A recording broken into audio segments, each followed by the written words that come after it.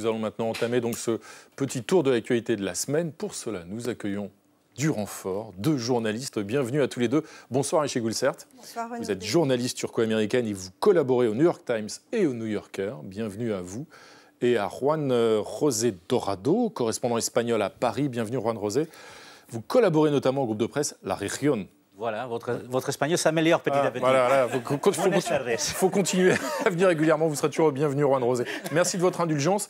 Tout de suite, on va attaquer avec la première actualité de la semaine. Vincent, ce premier dossier de la semaine, c'est donc cette nouvelle vague de canicule qui a déferlé cette semaine sur l'Europe. Oui, 40 degrés en Grande-Bretagne et en Belgique. 46 degrés en Espagne. Selon les experts, cette dernière canicule n'est qu'un avant-goût de ce que seront nos étés en 2050. Et en Espagne, selon les chiffres officiels, la canicule a fait 748 morts. Alors, Juan José Dorado, l'Espagne est habituée aux fortes chaleurs. En quoi elle n'était pas préparée à cette canicule exceptionnelle? Elle n'était pas préparée à une canicule qui arrive très tôt au mois de juin. Parce qu'on a connu aussi un épisode caniculaire en juin, et puis il y a celui du mois de juillet. Donc on est habitué, notamment dans le sud de l'Espagne, voire dans les centres, mais cette canicule est arrivée aussi au nord de l'Espagne, que ce soit en Galice, que ce soit aux Asturies, où effectivement il est rare qu'on dépasse jamais les 30 degrés. Cette année, ce n'était pas le cas. Donc l'Espagne, même étant préparée, ne l'était pas pour que ça soit si tôt et aussi fortement que nous avons vécu ces deux canicules. Et est-ce que ce deuxième épisode caniculaire a conduit en Espagne à des mesures d'urgence dans les, je sais pas, dans le changement du mode de vie, du mode de communication, de travail, de consommation, des magasins qu'on fermait plus tôt? Peut-être pas dans le mode de vie.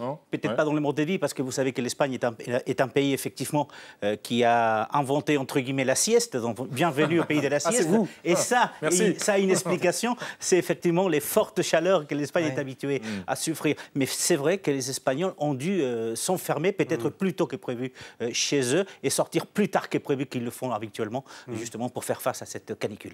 Ayché Goulsert, vous pensez que toute une partie de l'Europe va justement devoir s'adapter à terme à ces horaires espagnols où, on le rappelle, on commence à travailler à 8h du matin, c'est ça, et puis à 14h, les entreprises ferment pour réouvrir à 17h30 ou 18h. Je ne suis pas sûre qu'en Espagne, on commence à travailler à 8h du matin, mais je quand j'y étais, quand j'y travaillais, c'était ça. Très bien. En tout cas, la blague à part, ce n'est pas juste l'Europe, c'est le monde entier. C'est-à-dire que on a vu en Slovénie, en Slovénie, en Turquie, en Grèce. En Turquie, on a eu aussi des instances d'incendie dans les forêts qui étaient horribles et que nous n'avons pas eu la préparation, comme vous disiez, les avions de lutte contre les incendies. Donc, c'était les citoyens qui mettaient du sable avec leurs propres mains, avec l'eau, etc.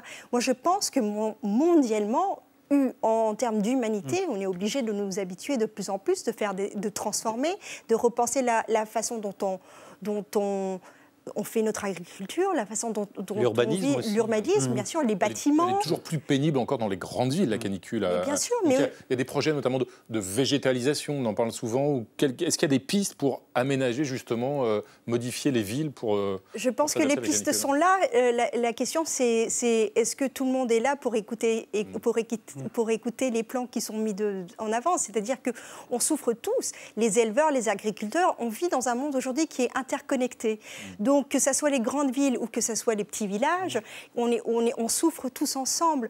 Mais je ne suis pas certaine vraiment, parce que là, le problème, c'est qu'en 2003, les canicules qu'on a vues, c'était inhabituel. 20 ans plus tard, on voit des canicules plus longues et plus fortes, et on dit que c'est en train, ce que vous disiez dans l'introduction, de devenir la norme. Donc, il y a quelque chose qui doit changer, mais à quelle vitesse?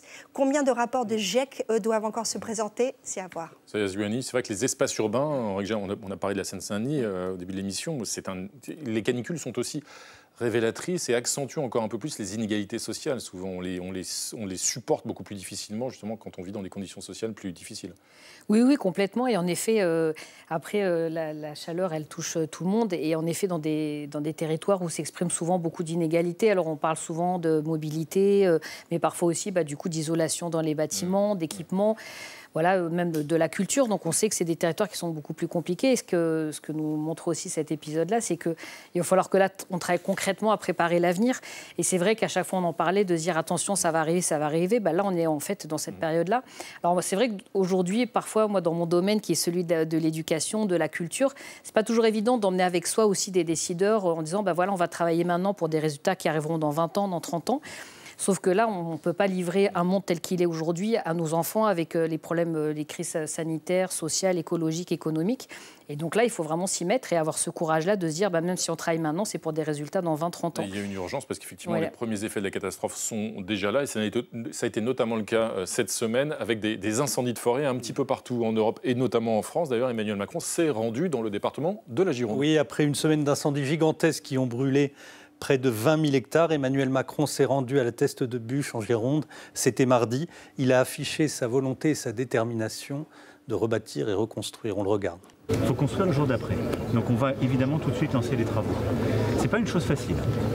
Pourquoi ? Parce que d'abord on sait les faiblesses qu'il y avait dans cette forêt.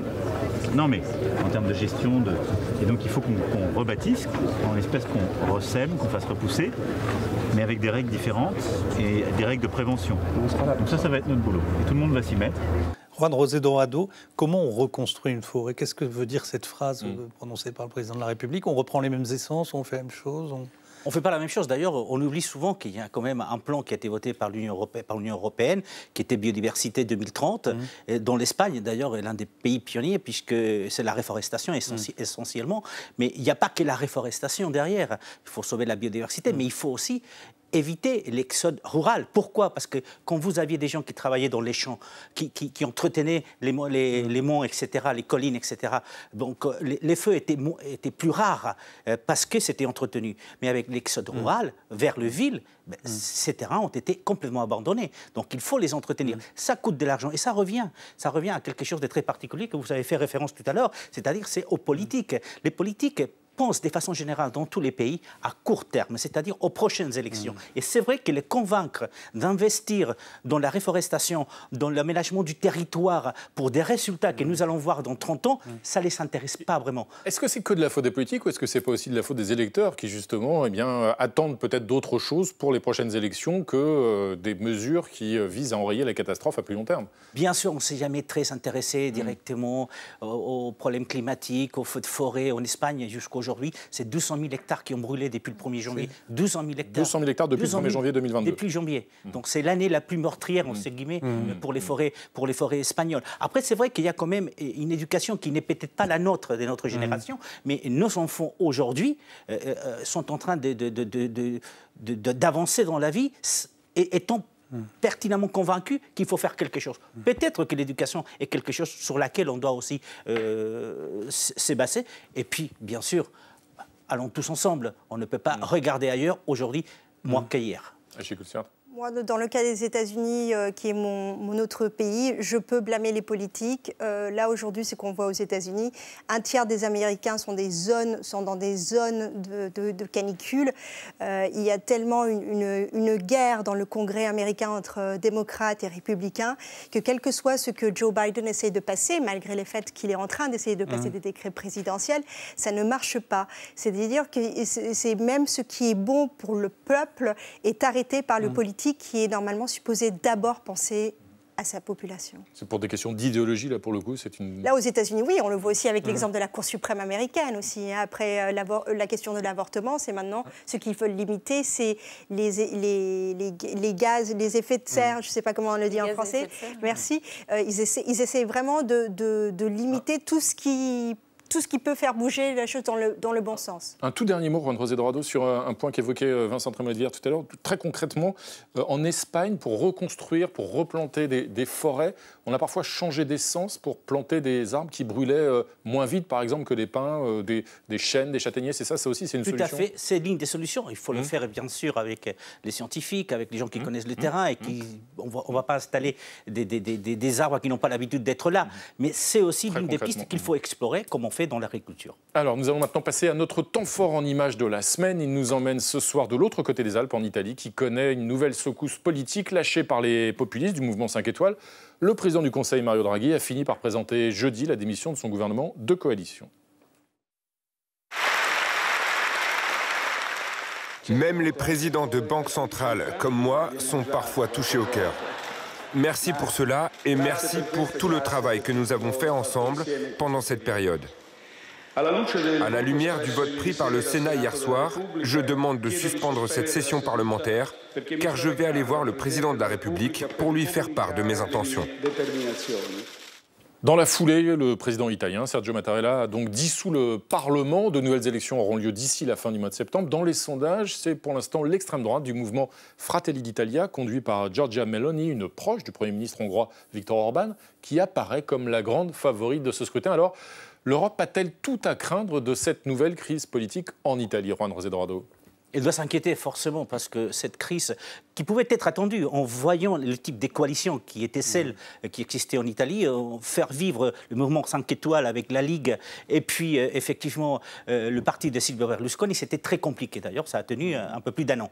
Donc on a à s'inquiéter parce que l'Italie est une économie importante de l'Union européenne, même si son déficit est abyssal. 151% du PIB, la dette, 151% du PIB. Et c'est vrai qu'aussi, elle peut mettre en danger l'Europe, d'autant plus qu'il y a ce plan de relance européen qui a été pensé essentiellement au début pour l'Italie. D'ailleurs, l'Italie est la première bénéficiaire, l'Espagne la seconde, mais la première, c'est l'Italie. Donc, on a à s'inquiéter de ce qui peut se passer en Italie, d'autant plus qu'il y a au mois d'octobre un Conseil européen à Prague, et on ne sait pas avec qui l'Italie va être représentée. Et chez Gulsert, il y a aussi l'unité diplomatique. Est-ce que vous diriez que c'est la guerre en Ukraine qui a eu raison de la coalition italienne, puisqu'une partie de ceux qui ont permis la chute de Mario Draghi sont plus favorables à Poutine que lui ne l'était, c'est peu de le dire? Oui, ce qui m'effraie moins dans ce qu'on voit en Italie, c'est comme s'il y a les fantômes de l'extrême droite qui n'arrêtent pas de partir et revenir. Et même un Berlusconi qui, à l'âge de 85 ans, il renaît encore de ses cendres et il crée des problèmes dans la politique italienne. L'Italie n'est pas la Grèce, mais en même temps, dans ce qu'on a vu avec la Grèce, par exemple... L'Italie est la troisième économie de la zone euro. Absolument, oui. Mais en même temps, je trouve que l'extrême droite a, entre guillemets, malheureusement très bien joué sa carte dans ce qu'on voit aujourd'hui en utilisant, bien sûr, aussi l'Italie dépend à 40% de la Russie pour son gaz et peut-être que cet été a été chaude, mais l'hiver va être froid, donc c'est à voir. Là aussi, le spectre de Vladimir Poutine pèse un peu sur la situation en Italie. Zaïa Ioanni, on sait que Mario Draghi était le plus pro-Zelensky ou pro-ukrainien, alors qu'à l'inverse, l'extrême droite italienne regarde Vladimir Poutine avec beaucoup de bienveillance. Oui, en effet. Et puis, bon, c'est vrai qu'aux côtés du président Macron, pendant la présidence française de l'Union européenne, on a vu qu'il a été très actif. Et alors, moi, j'ai eu l'occasion de le rencontrer, parce qu'avec l'Orchestre Divertimento, on avait joué pour la clôture du sommet des chefs d'État européens à Versailles, là, en mars. Donc, c'est vrai que de voir, à un moment donné, tous ces chefs d'État réunis, on se disait, bon, voilà, on avait beaucoup d'espoir pour arriver justement à faire en sorte qu'un certain nombre de sujets puissent avancer. Moi, ce qui me rend d'autant plus triste, c'est qu'en effet, c'est de voir en effet ces mouvements populistes qui vont reprendre le dessus. Alors moi, tous les jours, je me bats pour montrer qu'au contraire, c'est la rencontre entre les peuples, entre les cultures, qui est plutôt source de richesse que d'inquiétude. Donc de voir un pays comme celui de l'Italie, grand pays de culture, grand pays musical, de voir en effet ça arriver, en effet, moi, ça m'attriste beaucoup. Et c'est vrai que cette guerre en Ukraine, elle a quand même beaucoup changé les équilibres au niveau européen, mais aussi mondial. Et c'est vrai que la musique que vous faites vivre, que vous pratiquez, que vous partagez, justement, elle participe de la construction de cette solidarité, de cette unité européenne. C'est sûrement aussi ce qui illustrait le fait que vous ayez joué lors de la clôture de ce sommet des chefs d'État en mars. On va passer à une autre actualité de la semaine, Vincent. Cette autre actualité, c'est l'inquiétante diplomatie d'Erdogan, le président turc, qui s'est affiché cette semaine, justement, aux côtés de Vladimir Poutine. Oui, le président turc qui donne l'impression de jouer une mi-temps dans chaque camp. Membre à part entière de l'OTAN, il s'est donc rendu à Téhéran pour un sommet avec son homologue iranien et avec Vladimir Poutine, comme si nous assistions à l'acte de création d'une sorte de club des autocrates. Alors, Ayşe Gulsert, à quoi joue le dirigeant turc? Comment expliquer cette ambiguïté? Il joue au jeu de qui survivra, il essaye de survivre. Moi, ce que depuis le début, je maintiens, c'est qu'un pays comme la Turquie, qui ne fait que bombarder les Kurdes en Syrie, en Turquie, en Irak, ne peut pas être un territoire où la paix viendra, que ce soit sur la question des Ukrainiens ou de la Russie. Donc il y a déjà de la paradoxe ici. Ceci dit, regardons les quelques semaines qu'on a passées. Vous avez vu un Joe Biden qui était en Arabie Saoudite, un Ursula von der Leyen qui était quand même en Azerbaïdjan. Donc et cette semaine même, un Al-Sisi qui est à l'Élysée. Donc le double jeu n'est pas joué juste de la part de la Turquie, mais il est aussi joué, il faut le dire, de la part des Occidentaux. Mais il aspire vraiment à essayer de jouer un rôle de médiateur, en quelque sorte, Erdogan. On sait que c'est un peu sous son influence, en tout cas revendiqué par la Turquie, que finalement Russes et Ukrainiens se sont mis d'accord autour du déblocage d'un certain nombre de stocks de céréales qui étaient bloqués jusque-là? Je pense que Recep Tayyip Erdogan se réveillait chaque matin en disant je suis un sultan, et aujourd'hui il dit je suis le seul médiateur. C'est-à-dire qu'il a besoin de ça pour trouver sa place à l'international, parce qu'il était extrêmement isolé à cause des politiques qu'il a suivies. Et deuxièmement, pour dire à sa population de plus de 80... consolider aussi son autorité. Exactement, et de dire dans le pays où il y a quand même dans un an des élections, pour dire, regardez, l'Europe et les Occidentaux ont besoin de moi, donc n'oubliez pas, vous avez besoin de moi aussi pour avoir une place dans le monde. Juan José Dorano. Alors, le cas Erdogan est très particulier parce que je pense qu'il profite de la situation. Il est toujours aussi dans la réaction plutôt que dans l'action. Donc, il a vu qu'il pouvait être le médiateur entre la Russie et l'Ukraine. Il a foncé là-dessus et il a réussi avec ses premiers rapports. Est-ce que l'Europe, effectivement, a besoin de lui, comme le disait Ayşegül, ou est-ce qu'elle peut lui faire confiance pour continuer de dialoguer avec lui? Est-ce qu'il a besoin de lui? Oui. Est-ce qu'il peut lui faire confiance? Non. On l'a vu en Europe, on a vu le chantage avec les migrants qui est tenu par la Turquie, on a vu les affrontements entre la Grèce et la Turquie, on voit les affrontements entre la Turquie et l'Arménie, on voit quel est le rôle, le chantage pour l'intégration de la Finlande et de la Suède à l'OTAN, donc on ne peut pas lui faire confiance. Mais en même temps, je ne parlerai pas de gesticulation diplomatique, mais quelque part, il est toujours dans la réaction. Il voit qu'il ne peut pas aller vers l'Europe parce qu'on lui a pratiquement fermé les portes de l'Union européenne. Il va vers la Russie, il va vers l'Iran, il va vers l'Afrique où il ouvre des ambassades, etc. Donc plutôt dans la réaction, mais ne lui faisons pas confiance, mais on a besoin de lui. Illustration peut-être de ce double jeu qui nous conduit, en tout cas selon votre analyse, à ne pas forcément faire confiance à Erdogan. Eh bien, le pas de deux de la Turquie, Anna, sur la livraison de drones à l'Ukraine, on sait qu'Ankara a envisagé de le faire, et puis finalement, on pourrait revenir en arrière. Exactement, c'est ce qu'on apprend dans le Wall Street Journal. Je rappelle que ces derniers mois, la Turquie a fourni à l'Ukraine de petits drones de renseignement et d'attaque, les TB2 Bayraktar précisément, reconnus, très précis, pour être la terreur des blindés russes sur les terrains d'opération. Alors l'armée ukrainienne en compte déjà une vingtaine et elle envisage d'en acquérir de nouveaux. Il faut dire que leur prix défie toute concurrence. Un drone turc coûterait 4 à 5 fois moins cher qu'un drone américain. Mais on apprend dans le même temps que la Turquie souhaite désormais être plus prudente lors de ses prochaines livraisons d'armes à l'Ukraine. C'est en tout cas la déclaration qu'a fait Ismail Demir, le président de l'Agence de l'industrie de la défense turque. En effet, depuis le sommet de Téhéran qui s'est tenu mardi dernier en présence des présidents russes, iraniens et turcs, difficile pour la Turquie d'assumer une forme de soutien militaire à l'Ukraine face à Moscou, avec qui il n'est pas question de se brouiller. Ankara joue donc les équilibristes afin de conserver ses intérêts économiques et commerciaux avec les deux pays, en tout cas pour le moment. Combien de temps, en fait, il peut tenir cette ambiguïté encore ? Autant qu'il peut, mais il ne faut pas oublier que je ne pense pas que la Turquie est en train de jouer ce double jeu et qu'un autre pays à sa place aurait fait différemment. Ça, c'est la première chose. Deuxièmement, ça se voit aussi, ce n'est pas juste de la géopolitique ou de la commerce ou de la défense. Il y a aussi ce monsieur Bayraktar qui fait les drones dont on parle, que les Ukrainiens utilisent, et le gendre de Recep Tayyip Erdogan, qui est déjà, généralement, les dictateurs ne font confiance à personne, sauf à leur petite famille autour qui deviennent de plus en plus riches. Ça, c'est vrai. Il va le tenir autant que possible, mais il ne faut pas oublier que la Turquie est aussi dans l'OTAN. C'est ça. Ça, c'est l'autre question. C'est-à-dire jusqu'à quand l'OTAN aussi va continuer, on parlait d'avoir besoin, jusqu'à quand est-ce que l'OTAN va continuer à jouer ce double jeu également? Parce qu'il y a la Norvège et bien sûr la Suède qui essaie de rentrer, qui à nouveau vous avez utilisé un très bon mot, le chantage, pour dire au mois d'août, on verra si on va vraiment accepter cette adhésion de ces deux pays dans l'OTAN. Donc c'est vraiment, elle connaît très bien la Turquie, en tout cas son dirigeant, la place importante qu'elle a, et elle va la jouer jusqu'au dernier pion.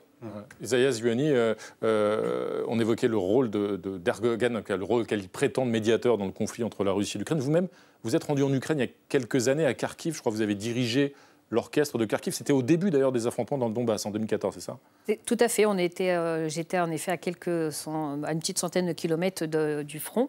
Ouais. Et en effet, j'avais été invitée à diriger l'opéra Samson et Dalila dans ce grand opéra Kharkiv. Et alors bon, quelle tristesse de le voir maintenant complètement détruit. Il a été détruit. Il a été complètement détruit, en effet.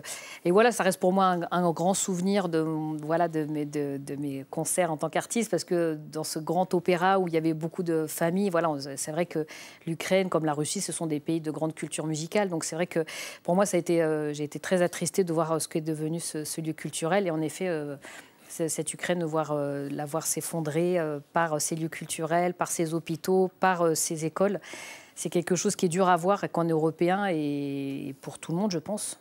J'imagine que vous auriez hâte et très envie de retourner le jour venu oui. y jouer. Oui. Merci à tous les deux d'être venus débattre ce soir sur ce plateau.